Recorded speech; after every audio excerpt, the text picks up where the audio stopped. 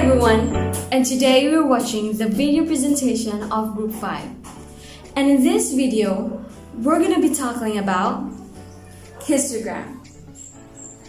Histogram is a graph used to represent the frequency distribution of a few data points of one variable.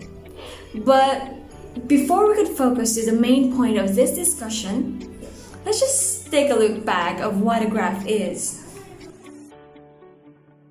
When we say graphs are important since it would summarize and display data for each individual to comprehend it effectively. So within this, it is very crucial where it would introduce us to think critically and to apply all of this in our real-life situation problems. And within this, we have histogram as one of the most earliest data visualization that is being introduced by Carl Person. So by the end of this report, the students will be able to identify the histogram's definition, as well as its examples. Next is the histogram's brief history, similar to who invented the histogram, or when was it invented. Before we dig into this topic, we must know its history in order for the learners to comprehend the topic's worth and the reasons for its creation. We must first study its history.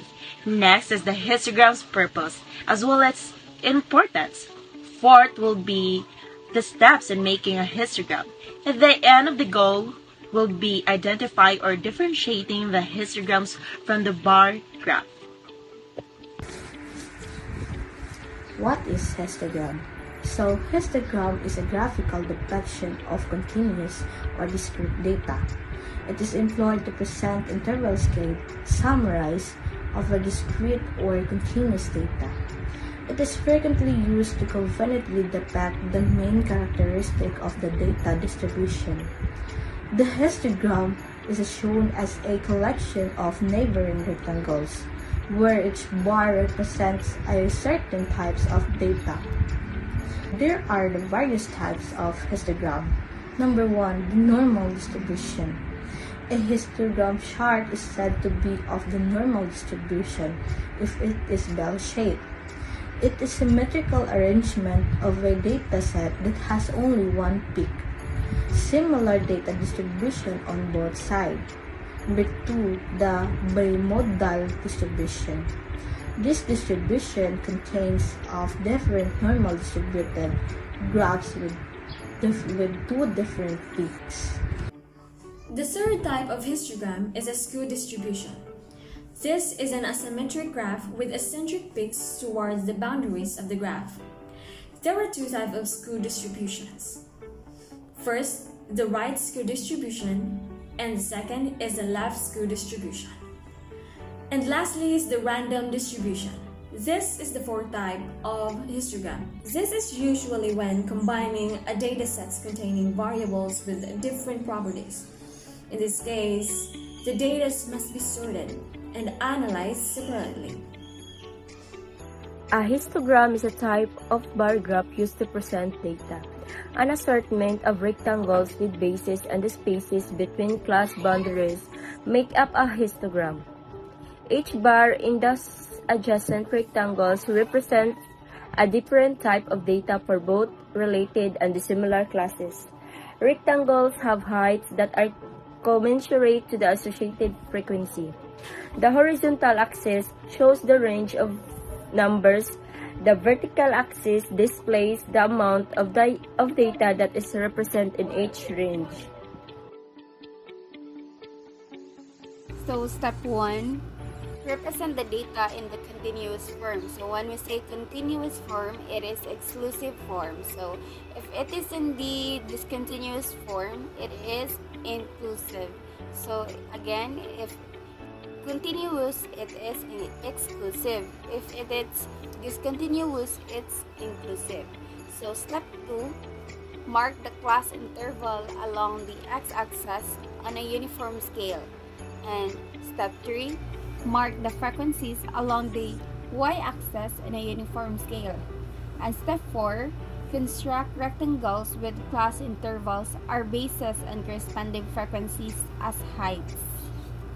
Now let's have a sample problem. Here is a given histogram graph, and we have to answer the following questions.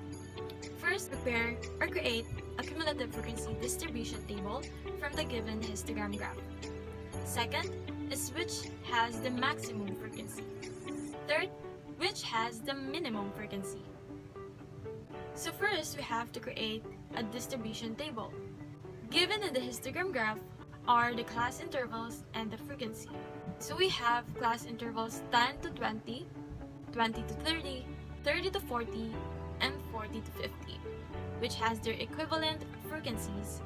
We have class interval 10 to 20 has 50 frequency, class interval 20 to 30 has 40 frequency, class interval 30 to 40 has 30 frequency, and class interval 40 to 50 has 30 frequency.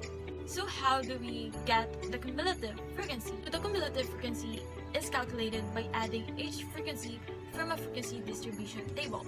So to find the cumulative frequency for a class, take the number on the current class and add on the current cumulative frequency from the class below. So we have here on the table the frequencies 50, 40, 30, and 40. So the first frequency is 50, and we have to put it as the first one, or the first number or value, and we have to put it as it is. Next, we have the cumulative frequency, which is 40. We have to add the current frequency, which is 40, to the previous one, which is 50. So the total, or the sum, of the cumulative frequency of 40 plus interval 20 to 30 is 90, because we added 40 from 50. So we also have to do the same thing. We have to add 30 from 90, which equals to 120, which is the cumulative frequency of the class interval 30 to 40. And last, we have to add the frequency 40 from the cumulative frequency 120. So we have to add 40 from 120, which totals to 160, which is the cumulative frequency of class interval 40 to 50. So now we have determined the cumulative frequencies and have made the frequency distribution table. So second question, which has the maximum frequency? On the given table, it's easy to find which frequency has the maximum frequency. And it can be seen that the highest frequency is 50, and it's under class interval 10 to 20. And next is to find the minimum frequency. You can see on the table that the least number of frequency is 30, which is under the class interval 30 to 40, which means the class interval 30 to 40 has the minimum frequency. So now let's proceed to the sample number 2. So as you can see here right beside me, it is an example of an histogram. So the first question that we need to answer is how many workers get the wages of 60 to 70? But before we can get the answer for that question, let us first construct a frequency distribution data. So in our frequency distribution data, we only have two columns. The first column is for the daily wages, and the second column is for the number of workers. So in our first column, it consists of 30 to 40, 40 to 50, 50 to 60, 60 to 70, 70 to 80, and 80 to 90. And in our second column, it consists of 10, 20, 40, 16, 8, and 6. So here it is. So now that we have the frequency distribution data, we can now get the answer of our first question. So the answer of our first question is 16 workers. So now let's proceed to the next question, which is what is the cumulative frequency of 50 to 60? So before we will get the answer of that question, let us first know how to find cumulative frequency. To find cumulative frequency, we just need to add all the frequencies from the first interval to the interval for which cumulative frequency has to be calculated. So we just need to add 10, 20, and 40. And the sum of that three is our cumulative frequency. So the sum of 10, 20, and 40 is 70. So 70 is the cumulative frequency of 50 to 60. That's it. For our interpretation of our given topic, which is histogram, it used to utilize the midpoints of the given presented data, and which is in the sample problem, we can see that the workers' wages in there relates within the minimum frequency and the maximum frequency. So within that, it is being presented in a visualized and much more understood data, which is what we call the graph, which we use is histogram. So within that, the graph is which is being summarized, and the display data are used there for each individual to comprehend it effectively. To conclude everything, and considering all of this information gathered, it is apparent that histograms are highly convenient in displaying the underlying frequency distribution of a set of continuous data. It also allows us to explore the underlying distribution of your data, and often used to illustrate the major features of the distribution of the data in convenient form. It is also powerful when dealing with large data sets greater than 100 observations and help detect any unusual observations or any gaps in the data. And thank you for watching the video. I hope you learned something about this. By the way, these are the references that we have during the research and the gathering of information. Thank you and God bless.